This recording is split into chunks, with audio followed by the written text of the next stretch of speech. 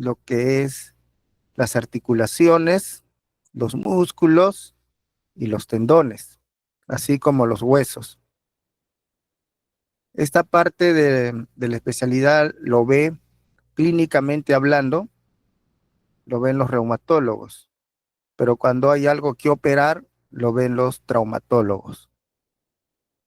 Entonces, empezamos a hablar de la artrosis, que es una patología muy frecuente, que se puede observar fácilmente en personas que ya superan los 50 años de edad y en nuestros abuelitos con mayor razón, donde, si vemos la imagen, aparecen nódulos a nivel de las interfalángicas distales, proximales.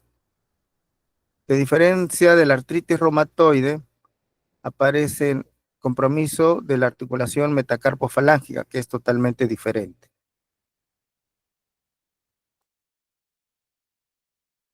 La artrosis viene a ser la consecuencia del envejecimiento, de la hiperpresión mecánica, de traumatismos y de la genética que pueda tener la persona. Envejecimiento ya se habla que a partir de los 40, 45 años de edad, la persona ya puede empezar inicios de artrosis. La hiperpresión mecánica, es decir, el uso y sobreuso de las articulaciones, hace que aparezca más precozmente. Y el traumatismo continuo ya debido a una fractura, lesiones, por ejemplo, los deportistas pueden también llevar a que la artrosis le aparezca más tempranamente. Y la genética, que es muy rara en realidad, la mayoría de casos, pero hay personas que tienen a hacer artrosis un poco más severas que otras. Entonces, estos mecanismos hacen que haya un daño a nivel de los condrocitos. Y estos condrocitos, cuando ya se van degenerando, porque ellos forman lo que es el cartílago articular, va a empezar el inicio de una enfermedad llamada artrosis. Como ven, también se observa la participación de sinoviocitos, ¿no?, que son fragmentos de la matriz del cartílago articular, y los osteoblastos, que van a dar una imagen, lo que llamamos la aparición del hueso subcondral, que es en la base del apoyo del cartílago articular. Entonces, como estamos viendo, consecuentemente, el estrés mecánico produce un estado de inflamación. Este estado de inflamación se va a lo que llamamos las células de los condrocitos, en las cuales estos al inicio se van hipertrofiando, es decir, van teniendo un mayor tamaño. Y por lo tanto, el mayor tamaño hace que haya una muerte del condrocito, ya sea por apoptosis o por necrosis. Apoptosis, que puede acelerarse su tiempo, y por necrosis, por un daño propio de un traumatismo severo. Entonces, dentro de este proceso de inflamación aparecen los mediadores químicos de la inflamación, como son las citocinas, enzimas, radicales libres, prostaglandinas, etc. A su vez, hay un defecto de la síntesis de colágeno y de proteoglucanos, ¿no?, lo comúnmente conocemos como glucosaminas o condroitin sulfato. Entonces, este defecto de la síntesis más el traumatismo crónico hace que el cartílago articular se vaya deteriorando. Entonces, ¿qué es la artrosis? Es una degeneración del cartílago articular. ¿Cuáles son los signos y síntomas más importantes? El principal es el dolor. Es el dolor que la persona manifiesta a nivel articular, que muchas veces lo confunden por eso con una artritis reumatoide. Entonces, dolores articulares donde no haya fracturas el paciente debe acudir a un reumatólogo, pero desconociendo a veces esta información, dolor articular, dolor de huesos sin fracturas, van a un traumatólogo, cosa que no va a ayudar mucho. Entonces, por eso decía, es una especialidad de reumatología hablando clínicamente. En la artrosis aparece también la rigidez, que podría parecer similar a la artritis reumatoide, pero la rigidez no dura mucho tiempo. Es decir, en la mañana la paciente se levanta y eso va a depender del clima.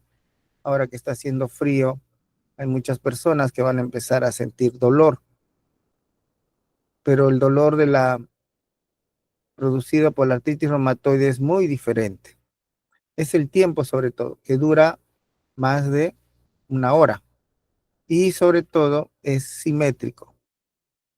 Si bien la artrosis también se puede ver simétrico, a veces predomina una mano debido al uso que ha tenido la persona.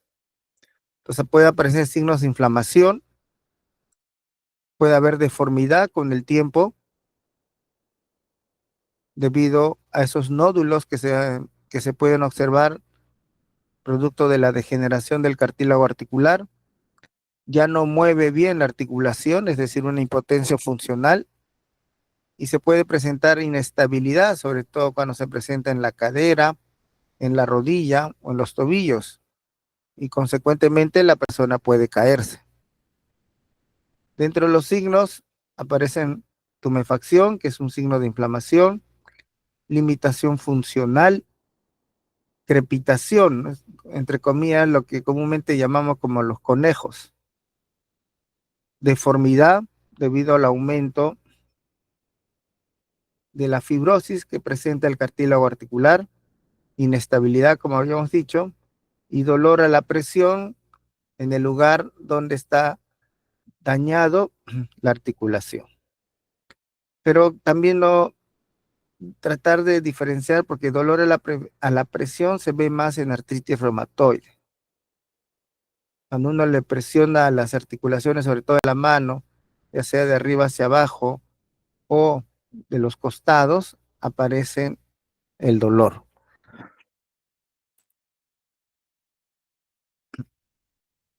Por lo tanto, la artrosis, al ser una enfermedad degenerativa propio ya de nuestro envejecimiento, que decía que aparece a partir de los 40, 45 años de edad, va a presentar sintomatología principal del dolor articular, que progresivamente, cuanto más se degenera el cartílago articular, aparte del dolor, la persona va a tener limitación funcional. Y dependiendo de la esclerosis subcondral o de la fibrosis del cartílago articular, la persona puede llegar a cojear. Eso va a depender del grado. Las artrosis se dividen del 1 al 4. Entonces, comprendiendo que la 4 es la más severa, que inclusive la articulación ya está pegada, soldada. En medicinas eso se llama anquilosis.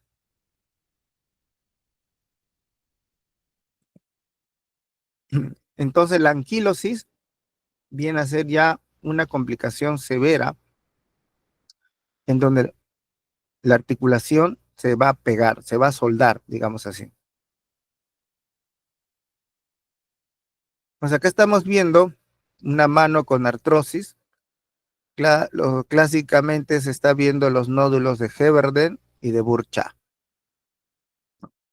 Los nódulos de Heberden estamos viendo a nivel distal y de Burcha a nivel proximal. Acá tenemos también nódulos, pero si se dan cuenta, no es un nódulo con deformación, principalmente con desviación. La desviación hace la diferencia con la artritis reumatoide, que también lo vamos a ver. Pero como les decían los abuelitos, podemos ver estos nódulos, nódulos de Everden y nódulos de Burcha. También puede verse en los dedos, tomando nombres diferentes, ¿no?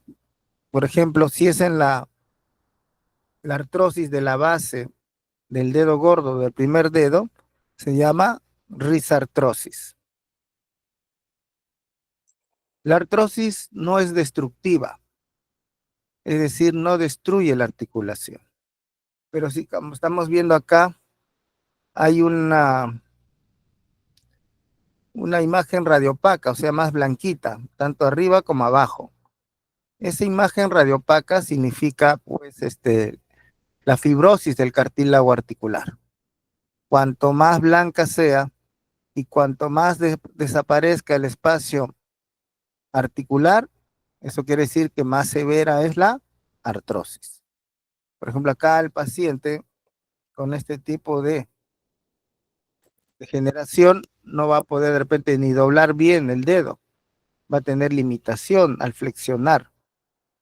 Y si lo esfuerza, le va a doler. Y eso pasa con cualquier articulación. Si va a esforzar, le va a doler. Entonces, esquemáticamente estamos viendo acá dos imágenes en la cual tenemos un cartílago articular, la imagen en este caso sería izquierda, como un blanco nacarado, ¿no? Como una que antiguamente llamaban la concha de perla, entonces blanco nacarado, liso. Entonces, sobre esta base del cartílago es que se mueve la articulación, hace que nuestros movimientos sean mucho más suaves a la hora inclusive de saltar, de flexionar, de correr, etcétera. Son más suaves. Y eso, bueno, en nuestra juventud, como decimos, por eso somos más flexibles, hacemos mejores movimientos, pero vean cuando ya el cartílago comienza a dañarse. En primer lugar, sobre todo por el uso y sobreuso del cartílago. Vean que ya hay zonas de daño desgastadas, inclusive que ya se está observando esquemáticamente la base del hueso. Y eso con el tiempo es lo que se esclerosa, y eso se llama la esclerosis subcondral. Y eso es lo que hemos visto acá, este color blanco, ¿no? ¿Se está observando, jóvenes? Sí, profesor. Sí, doctor. Ya, entonces ese color blanco es la traducción del daño del cartílago articular. Entonces acá está esquemáticamente, ¿no? Entonces vemos acá que el cartílago ya dañado, que inclusive ya comienzan a aparecer los cachitos llamados osteofitos, sobre todo en los márgenes, ya sea interno o externo. Y eso hace la famosa punta de lápiz, llamado osteofitos. Que a su vez cuando el cartílago ya se va deteriorando, puede comprometer al menisco, produciendo meniscopatía, y llegar hacia la base del hueso, pudiendo una esclerosis subcondral. Pues acá estamos viendo grados. La letra A sería una artrosis grado 1, donde como se dan cuenta, hay todavía la presencia de espacio articular, está separado. No hay mucha esclerosis subcondral, está mínimo. En el grado 2 o B, la letra B, ya estamos viendo una disminución del espacio articular. Hay mayor esclerosis subcondral y sobre todo la disminución del espacio subcondral está hacia la zona lateral entre el fémur y la tibia. En la figura C ya estamos viendo más disminución del espacio articular, ¿no? Acá ya la persona va a tener mayor clínica, sobre todo dolor. Y en la D ya vemos que incluso hay zonas que está unida, soldada, ¿no? Ya la persona va a tener dificultad inclusive para flexionar, para caminar, va a haber entre comillas como un enganche o atrapamiento en la cual la persona está caminando y después se detiene, ¿no? Tiene que parar y hace a veces la forma de flexionar y estirar la pierna varias veces y otra vez agarra la flexión para poder caminar. Pues como ven son varios grados inclusive en la D, como les decía, a veces ya se sueldan en ambos lados. Y eso, la única forma de tratar es una operación, que ya no va a poder, la persona va a estar como un robot, caminando con la pierna recta. Muy bien. ¿Cómo es el diagnóstico? El diagnóstico es a través de la historia clínica. Y el principal síntoma, como había dicho, es el dolor. ¿Qué más pide el reumatólogo? Pide las radiografías, como les estoy mostrando, para ver qué, las características. ¿Cuáles son las características, no? Ver esclerosis subcondral, ese blanco que estamos viendo, osteofitos, disminución del espacio articular. Entonces, con esos dos realiza el diagnóstico. Muy bien. La otra patología es la artritis reumatoide. En la artritis reumatoide, entonces estamos viendo acá que puede haber artrosis. ¿Por qué? Porque la artritis reumatoide es una enfermedad que se caracteriza por mayor destrucción de las articulaciones. Acá sí te destruye. Y en la radiografía se observa pues, huesos destruidos a nivel de las articulaciones. Entonces, por eso decía que se puede confundir con una artrosis. Y por lo tanto, la persona cuando acude al médico piensan que lo que le está dando es una artritis reumatoide. En algunos casos podría ser. Hay un grupo de compañeros suyos que fueron al hospital, no sé si están presentes, y vieron una paciente en debut, una paciente de artritis reumatoide en debut, es decir, recién se le apareció. Y ella pues no tenía estas características, ¿no? Estaba entre comillas casi normal. Pero cuando yo le presionaba las articulaciones de las interfalángicas, bueno, para ese momento ya le dolía menos, pero cuando ingresó le dolía bastante. Ni bien presionaba con mis dos dedos, le dolía a la paciente. Le dolía el hombro, le dolía la rodilla, la cadera, la columna, el codo, la muñeca, etcétera. Y le dolía de manera bilateral. Entonces, cuando debutan así. Entonces, etiológicamente no se sabe cuál es la razón por la cual en unas personas aparece la artritis reumatoide. Y les decía que cuando lamentablemente no se conoce la causa, entonces uno actúa de acuerdo a la sintomatología o a la manifestación principal. En este caso, tratar de detener el proceso inflamatorio. Entonces, dentro de los factores que explican la aparición de artritis reumatoide está la genética, ¿no? La raza, antecedentes familiares, el género, generalmente en mujeres, la presencia de HLA, antígeno leucocitario humano, de tipo DRB1, pero también puede ser que no tengan el antígeno leucocitario humano. También se ha relacionado con bacterias, de infecciones constantes que afectan articulaciones, virus, tabaquismo, hormonal, etcétera.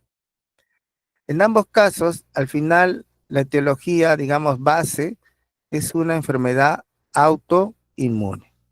Es decir, que estos factores en algún momento han activado a la inmunidad y nuestra inmunidad ha reaccionado contra nuestro propio organismo, específicamente a nivel de las articulaciones. Pero la artritis reumatoide no es una enfermedad solo de articulaciones. La artritis reumatoide es una enfermedad sistémica. O sea, aparte de afectar a las articulaciones, te afecta a cualquier órgano. Claro está que en menor medida que el lupus eritematoso sistémico. Entonces, dentro de la parte etiopatogénica, aparece la infiltración de linfocitos TCD4 a nivel de la sinovia. La sinovia o la membrana sinovial, que está ubicada a nivel perivascular. Entonces, esta infiltración de los linfocitos TCD4 lo que conlleva esa activación de un proceso inflamatorio, donde se va a liberar macrófagos. Y estos macrófagos liberan mediadores químicos de la inflamación, como son interleuquina 1, interleuquina 6, factor de necrosis tumoral. Asimismo, la interleuquina 7 activa a los linfocitos B, y estos linfocitos B forman los autoanticuerpos, en donde se detecta el factor reumatoideo, el anti-CPP o anticitrulina y compuestos inflamatorios.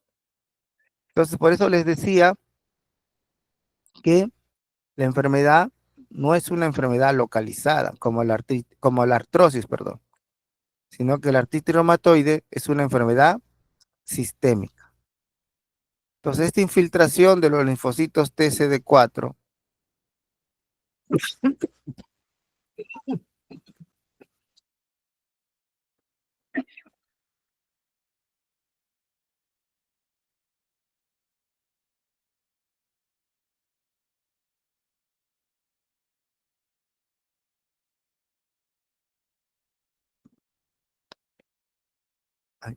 disculpe. Esta infiltración de los linfocitos CD4 y los mediadores químicos, principalmente citoquinas, va a llevar a cabo la presencia de panos. ¿Y qué es el panos? Es la composición de fibroblastos, mastocitos y osteoclastos,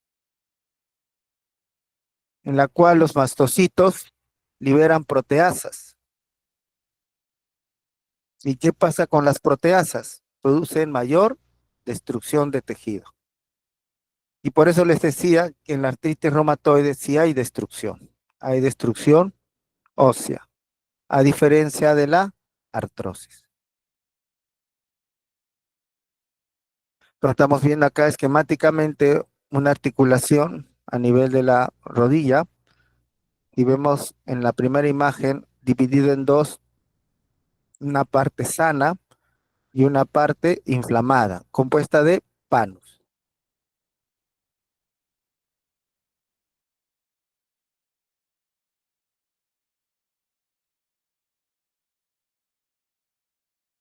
Este panos, como les decía, es una composición de fibroblastos, mastocitos y la liberación de proteasas que van destruyendo, como ven, va erosionando al hueso y va formando más panos. Entonces, esto es una membrana sinovial inflamada. Y con el tiempo va a comenzar a aparecer también deformaciones, va a comenzar a aparecer limitación funcional, más dolor en la paciente, signos de inflamación, uno de ellos es la sinovitis, y la afectación, como vuelvo a repetir, no es local, es de manera sistémica. Y cuando digo de manera sistémica, estoy refiriéndome que puede afectar al pulmón, puede afectar al riñón, puede afectar a los vasos sanguíneos, produciendo lo que llamamos de las vasculitis. Puede afectar a nivel del ojo, el síndrome de Sjögren. Justo esta paciente, bueno, los que han estado, no sé si están presentes, ella se midió a través de los anticuerpos ANA, ANCA y del perfil ENA. Y en el perfil ENA salió justo anti-RO, donde nos indicaba que la paciente también a la vez sufría de síndrome de Sjögren, ¿no? Síndrome de Sjögren, una triada donde la paciente tiene artritis, tiene uveitis, es decir, ojos rojos, y tiene xerostomía, o sea, boca seca. Entonces, en la patogénesis de la artritis reumatoide, no olvidemos esa infiltración de los linfocitos TSD4. Entonces, este panus, que es la característica que se observa en la artritis reumatoide, es de característica inflamatoria reactiva. Es un tejido de granulación, que podría confundirse un tejido de granulación dado por la tuberculosis, que también se habla de tejido de granulación. Pero en este tejido de granulación hay presencia de linfocitos T y de células menores. A diferencia de la tuberculosis, que es la presencia de la propia bacteria en el tejido biopsiado. Acá generalmente no se biopsia porque la clínica es bien mandatoria, ¿no? Acá sobre todo vamos con datos de laboratorio.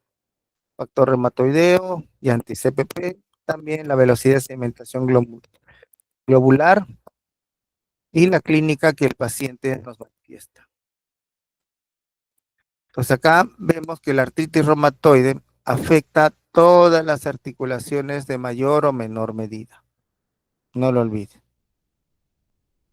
Y acá sí estamos viendo en estas imágenes, en estas fotos, viendo grandes deformaciones, ¿no? Hay mucha afectación de la articulación metacarpo-falángica, bilateral. Hay mayor compromiso de los tendones, de los dedos sobre todo, debido a la destrucción de la membrana sinovial. Y por lo tanto aparecen estas deformaciones en los dedos. No aparecen solamente los nódulos de Ewert-Burchat, que puede aparecer como les dije, pero acá ya aparecen los famosos dedos en ojal o dedos en cuello de cisne, que es debido al compromiso de los tendones. Y acá en la imagen de abajo estamos viendo la famosa mano en ráfaga, producto de la desviación cubital producido por el daño de la articulación metacarpo-falángica.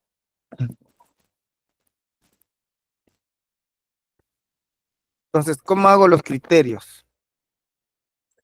Les decía que en la artritis reumatoide aparece la rigidez de manos, sobre todo en las mañanas, en la cual la paciente manifiesta una rigidez superior a 1 hora. No puede cerrar, no puede hacer puño. Eso, por ejemplo, es un dato bien esencial. No puede cerrar la mano, ¿no? La paciente que está hospitalizada no podía cerrar la mano. Aparecen en varias articulaciones, poliarticular, y aparece necesariamente en las manos. Bien raro que haya una artritis reumatoide que no tenga compromiso de la mano. Es simétrica, como decía. Nódulos reumatoides, a veces en las articulaciones uno puede palpar nódulos, masas, también llamado a veces gomas, ¿no? Gomas aparecen sobre todo a nivel de lo que es el codo. Y esta goma tiene característica como si fuera un masmelo. Factor reumatoideo positivo.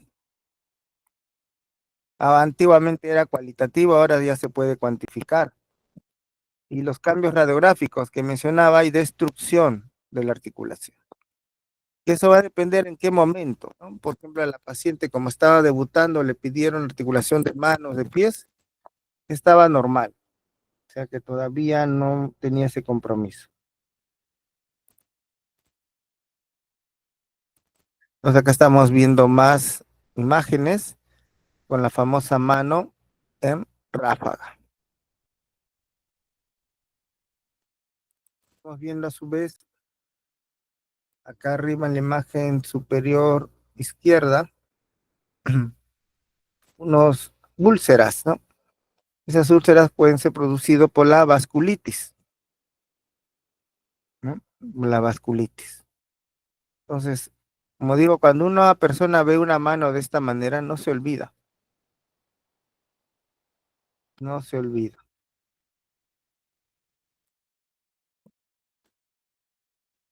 Y acá aparecen gomas, ¿no? Acá, por ejemplo, en el codo, en esta imagen superior izquierda también, acá también en la articulación metacarpofalángica, acá en la planta de los pies, ¿no? como marshmallow que les decía, y acá más deformaciones, ¿no? Acá tenemos, por ejemplo, en cuello de cisne, y acá esta base sería en dedos en ojal. Y acá aparentemente ya está viendo una desviación cubital.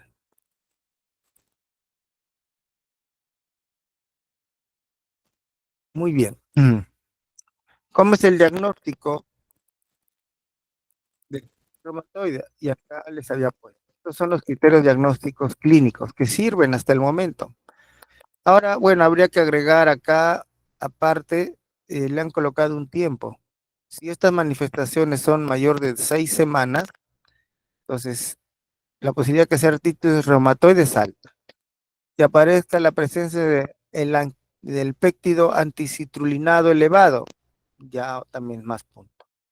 Que aparezca la velocidad de sedimentación globular elevada, también más puntos, ¿no? Eso es lo que agregaríamos a estos criterios, que estos criterios son antiguos, pero como ven, sirve porque los nuevos se han basado en esto, con igual rigidez matutina, poliartragias, articulaciones afectadas, simétrico, etcétera.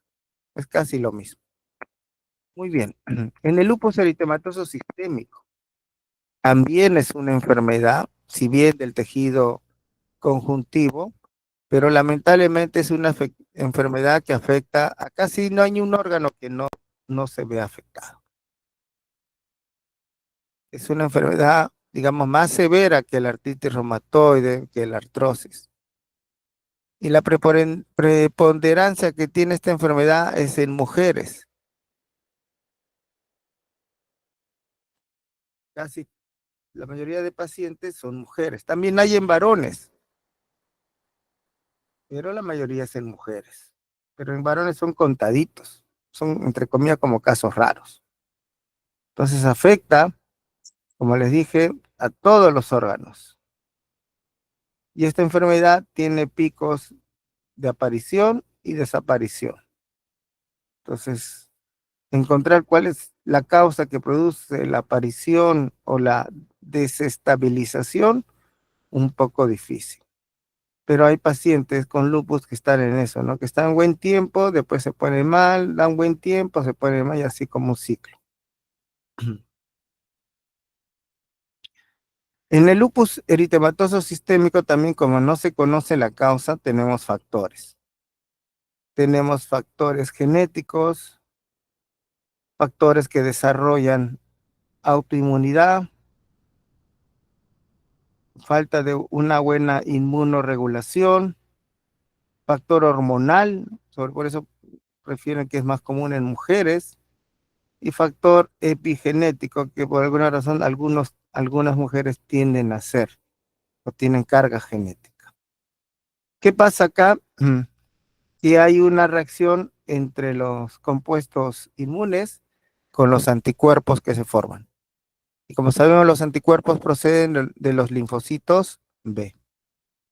Entonces, como hay una reacción inflamatoria de tipo inmunológica, hay la presencia de citoquinas y la aparición de linfocitos T como producto de la inflamación.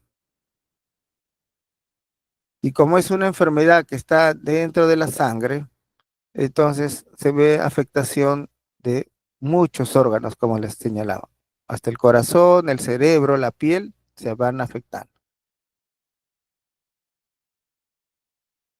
Entonces, estos factores de desarrollo con factores hormonales producen algunas anormalidades inmunitarias intrínsecas, que frente a factores genéticos, entonces se va perdiendo la tolerancia, la inmunidad pierde tolerancia. Y a su vez hay una susceptibilidad del daño de órganos. Todo esto produce un fenómeno secundario de inmunidad o autoinmunidad, la cual produce una desregulación del sistema inmune, dañando, por lo tanto, diferentes tejidos. Y con ello se presenta la clínica del lupus eritematoso sistémico. Por ello que hay muchos acá muchos criterios que lo vamos a ver. Y a través del tiempo han ido cambiando.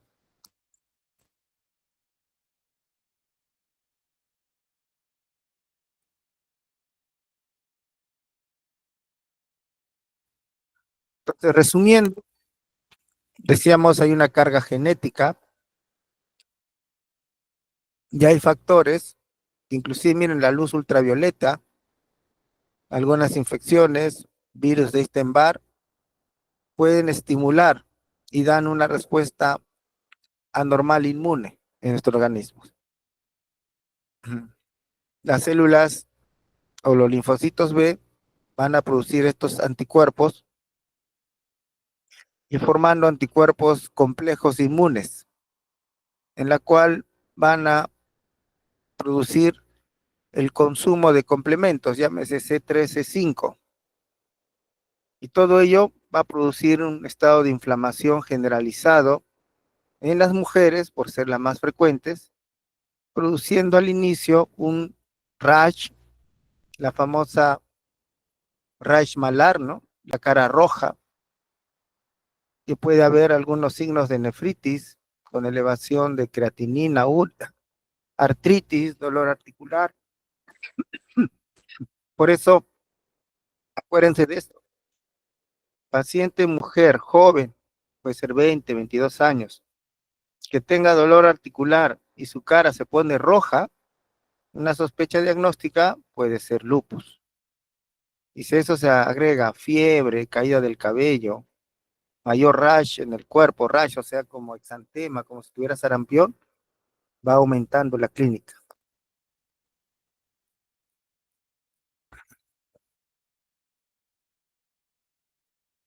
A su vez, estos pacientes tienden a ser serositis, es decir, derrame pleural, puede haber derrame pericárdico.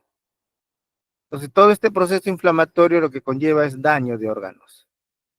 Entonces, el lupus, por ejemplo, puede llevar a un paciente a que hemodialice, puede producir fibrosis pulmonar, puede producir daño a nivel del cerebro, de piel, arteriosclerosis, puede producir vasculitis, puede ser una causa de abortos, etcétera.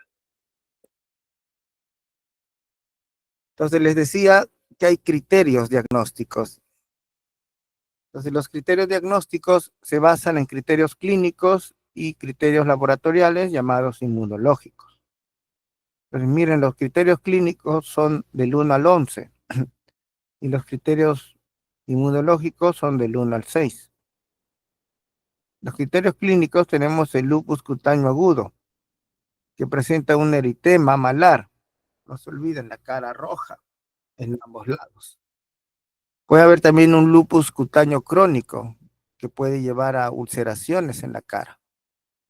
Puede haber úlceras orales, como si fuera de repente confundiéndose como actas.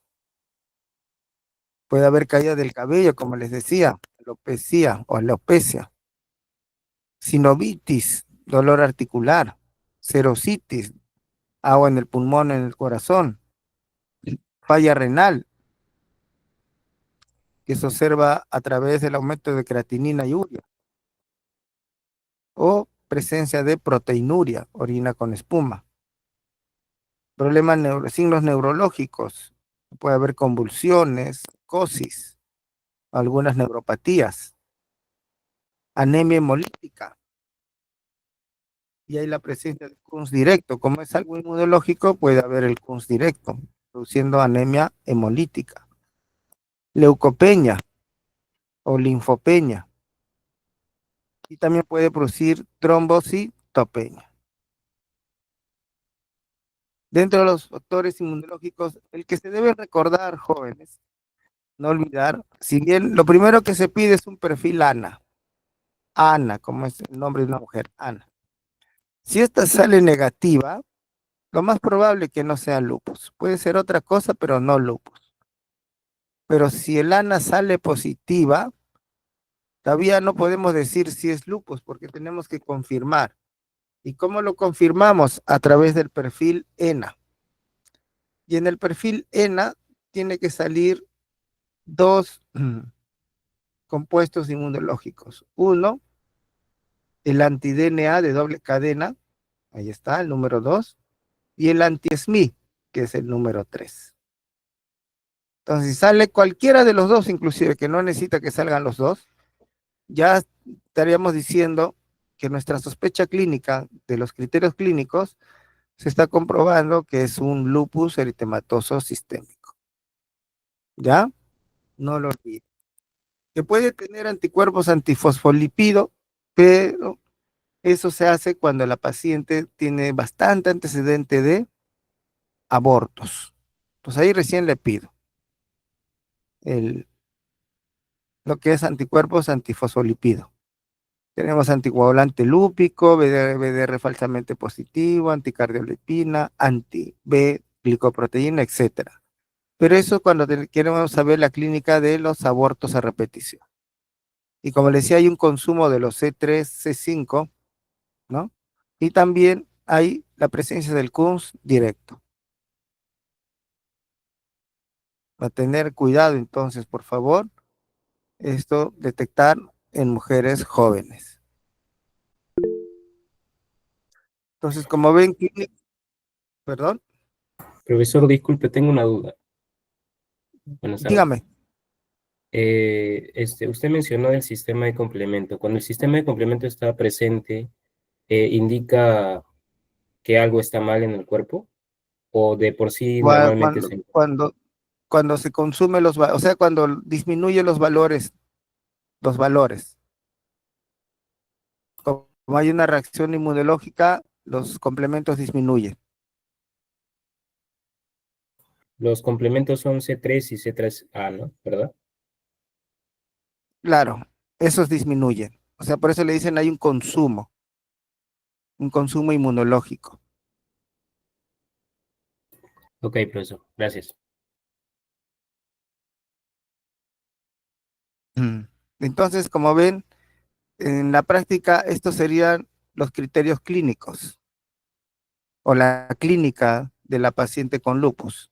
Eritema malar, actas, ¿no? A nivel de la boca, caída del cabello, sensación de alza térmica, dificultad respiratoria que posiblemente tiene una sinusitis a nivel pulmonar o dificultad de la función cardíaca porque también puede ser derrame pericárdico, proteinuria, elevación de la creatinina, de la urea, coloraciones en la piel, puede ser que por la vasculitis o la aparición de más reacciones inmunológicas, debilidad muscular, artritis.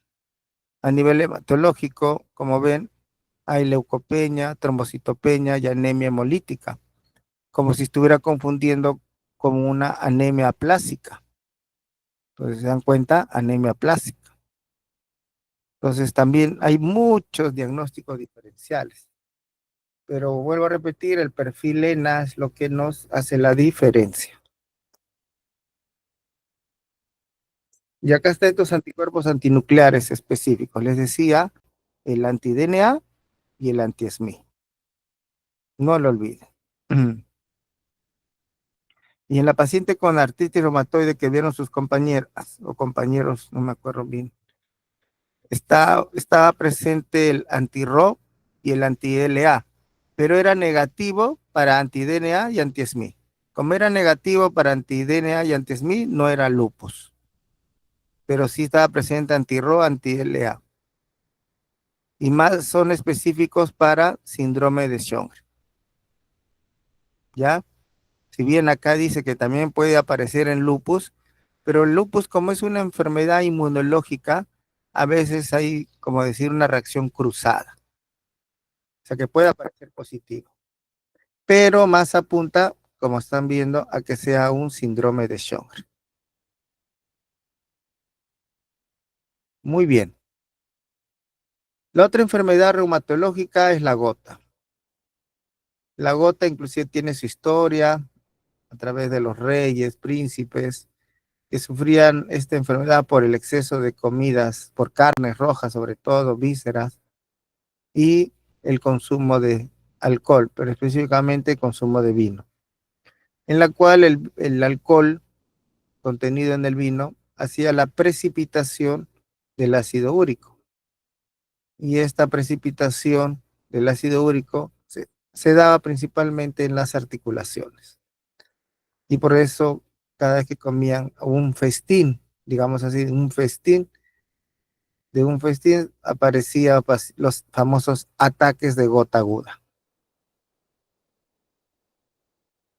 Entonces, la gota es una enfermedad metabólica o una artritis metabólica, producida por la acumulación de ácido úrico, específicamente de urato monosódico, que se puede alojar en las articulaciones, pero también es interesante, se puede alojar en los riñones, produciendo cálculos, se puede alojar en tejidos blandos, produciendo las famosas gota tofacia o los tofos. Y la gota también es una enfermedad inflamatoria que produce destrucción de la articulación afectada. Asimismo, la gota se ha visto relacionada con pacientes con obesidad, con diabetes y enfermedades renales. Y también cuando aparecen, sobre todo, enfermedades en pacientes con diabetes, se ha aumentado el riesgo de tener infartos de miocardio. Entonces, acá estamos viendo lo que llamamos una podagra. Están viendo acá hay una parte inflamatoria roja, podagra, ¿no? Este paciente tú lo tocas y le duele. Tenga mucho cuidado cuando uno quiere tocar esto, porque esto peor, si lo presiona le va a doler. ¿Y acá qué hay? Acá estamos viendo los cristales de ácido úrico o urato monosódico o monurato sódico. Y tenemos que dice la teoría, es una birrefrigerancia negativa. Factores de riesgo: la obesidad, edad más de 40 años, sexo masculino, antecedentes familiares, consumo de medicamentos. Miren, la hidroclorotiazida, la aspirina puede producir gota o ataque de gota, dependiendo si tiene riesgo. La deshidratación, casos de hipercolesterolemia, que tenga enfermedad renal, donde no hay una buena eliminación de ácido úrico. Y acá viene el otro factor de riesgo bien importante y que también entra dentro de la terapia no farmacológica, que el paciente tenga un consumo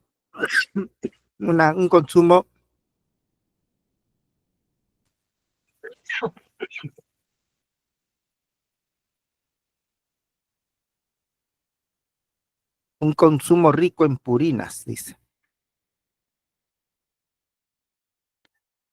Y acá tenemos sobre todo las vísceras. Es muy común comer a veces hígado frito, ¿no?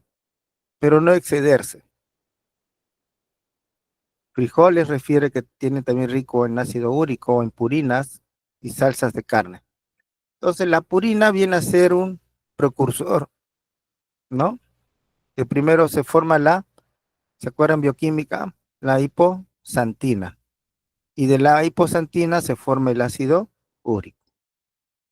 Entonces el consumo excesivo de alcohol produce el sedimento de ácido úrico. Se sedimenta en las articulaciones. Esos cristales que realmente duelen, porque son agujas. Y algunos pacientes con cáncer, sobre todo leucemias.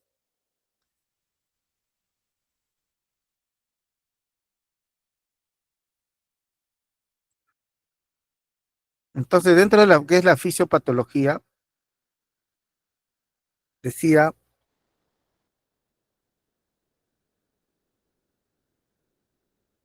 que la gota es el acúmulo de ácido úrico, monurato sódico, que tiene birrefrigerancia negativa. Doctor, Entonces, sí, doctor, una consulta. ¿En los pacientes con leucemia va a ser por los glóbulos rojos, por la hemólisis?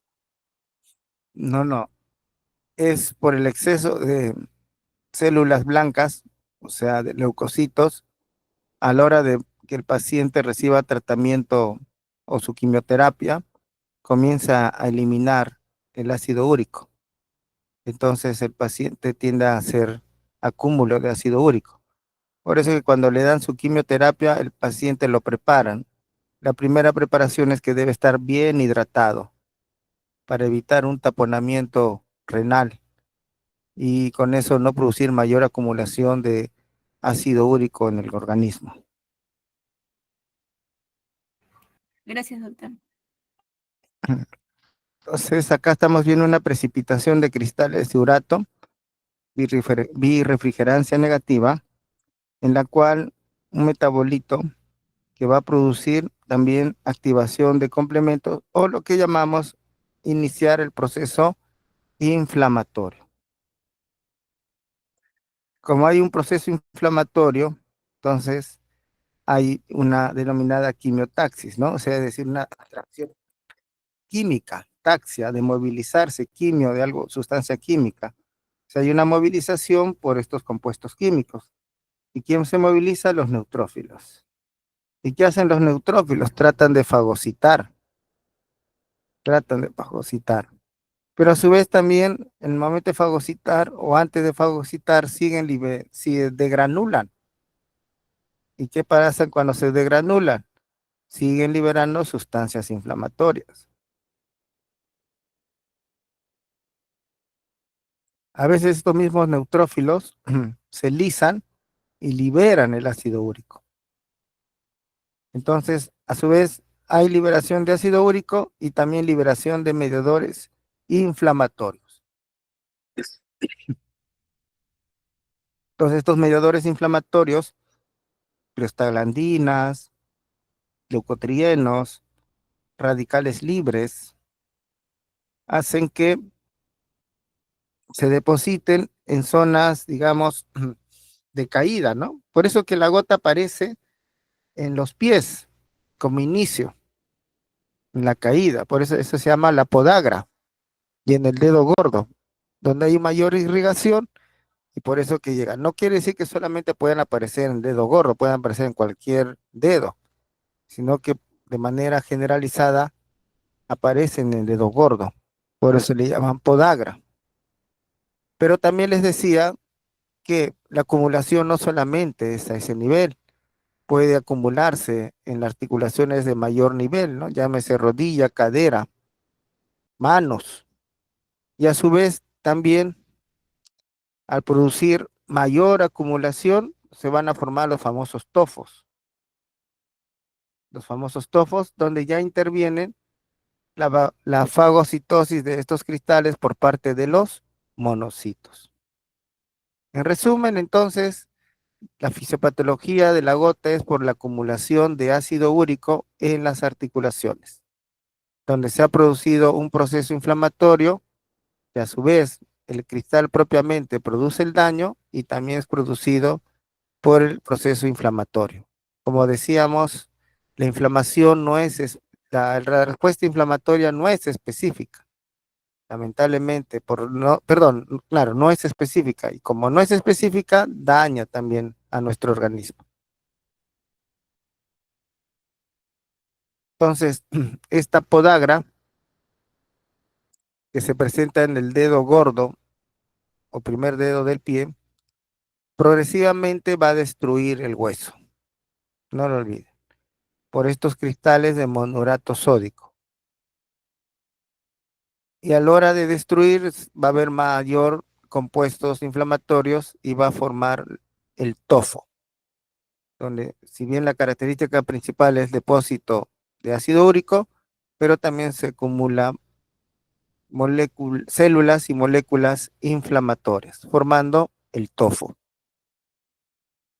Entonces el tofo no necesariamente se produce en el primer dedo del pie, sino el tofo también puede aparecer, mira, acá en las orejas.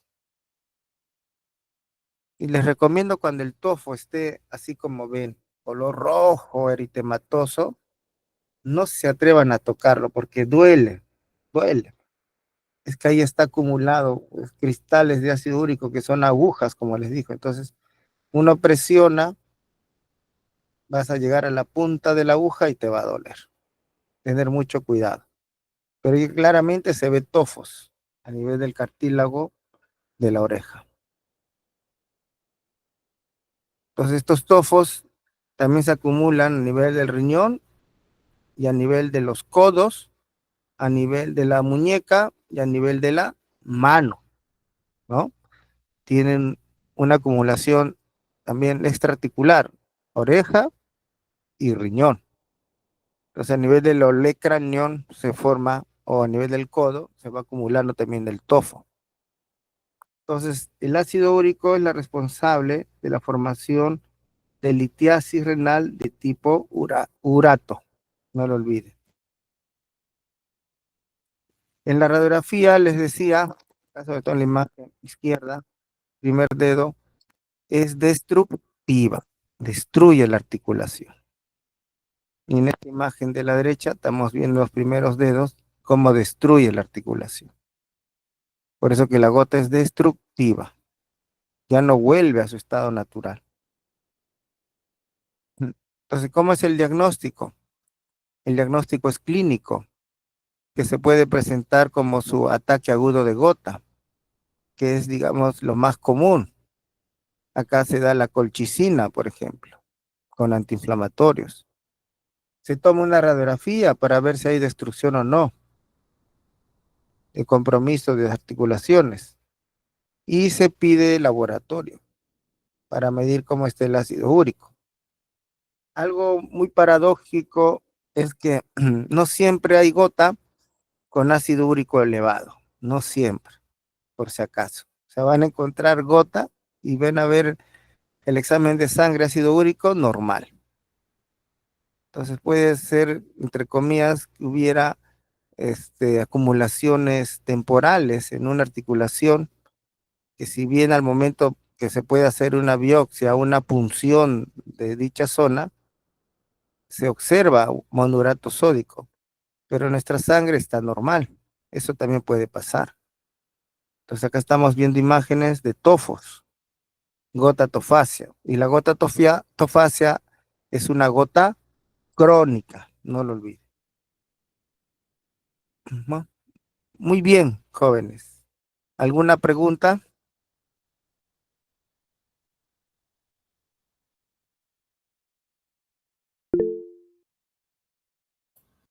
¿Alguna pregunta sobre el tema? Profesor. Profesor, Sí, que la compañera primero pregunte, luego voy a preguntar. Gracias. Doctor, disculpe, ¿cómo se llamaría si en caso llegan a coexistir la artritis y la artrosis? la artritis y la artrosis, no, tendría cada uno su propio nombre, solo que la artritis reumatoide, como es destructiva, entonces también daña el cartílago articular, y el cartílago articular con el tiempo se va a esclerosar y te va a formar artrosis. Entonces ahí viene una pregunta, ¿no? ¿La artritis reumatoide produce artrosis? Sí. ¿La artrosis produce artritis reumatoide? No. Esa sería la respuesta. Está bien, gracias, doctor. Muy bien. Profesor, bueno, sí, con respecto a la artritis reumatoide, usted indicó que también es una enfermedad sistémica, ¿no? O sea, si bien es Sí, cierto, generalmente comienza a manifestarse en las manos, ¿no? Y se diferencia en que ella llega a destruir los huesos, ¿no? Eh, pero la cuestión es que ellos no pueden cerrar la mano o es que no pueden extender el dedo, porque creo que a eh, veces se les pone como duro, más bien se les dobla y cuando quieren extender el dedo no pueden porque se les endurece en las mañanas. No sé ya. si me podría aclarar eso. Gracias. Por eso les decía, la paciente cuando debuta, entonces ellos refieren que lo tiene la mano entumecida, así es su nombre, ¿no? Entumecida, en la cual adoptan como si fuera una mano en garra, perdón, como si fuera una mano en garra, el compromiso, como dije, es bilateral. Si solamente hay afectación de una sola mano, bien difícil que sea artritis reumatoide. Si solamente hay una. Pero cuando es bilateral, o sea, simétrica, es posible. Entonces, la paciente, por su entumecimiento, no puede cerrar sobre todo. No puede cerrar la mano, o sea, no puede hacer puño, como decía. Pero también al querer elongar, o sea, digamos, estirar, tampoco va a poder. ¿Por qué? Porque está teniendo limitación funcional debido al proceso inflamatorio de ese momento que le está produciendo. Entonces, la paciente cuando desconoce, dice, ¿qué me está pasando? ¿Qué va a hacer? Va a tratar de frotarse, ¿no? Va a tratar de frotarse. Y eso justo lo decía la paciente cuando ingresó. Se frota como tratando de ¿qué? De soltar, ¿no? Ellos dicen así, ¿no? Tratando de soltar dedo por dedo, a veces la mano se frota. Y como ya pasó más de una hora, entonces eso también se libera, entre comillas se libera, o sea, se suelta. Y luego pueden estar todo el día haciendo, pero con dolor. ¿Por qué? Porque entre cada articulación se forma la sinovitis. Entonces uno le presiona los dedos, la articulación de los dedos, y la paciente duele. Como decía, tanto de arriba abajo como de los costados, y duele. Entonces está en un proceso agudo. Y eso mismo pasa ya con los pacientes, ya que ya saben que tiene artritis reumatoide, ya tienen algún grado de deformidad. Entonces llega un momento en que se reactiva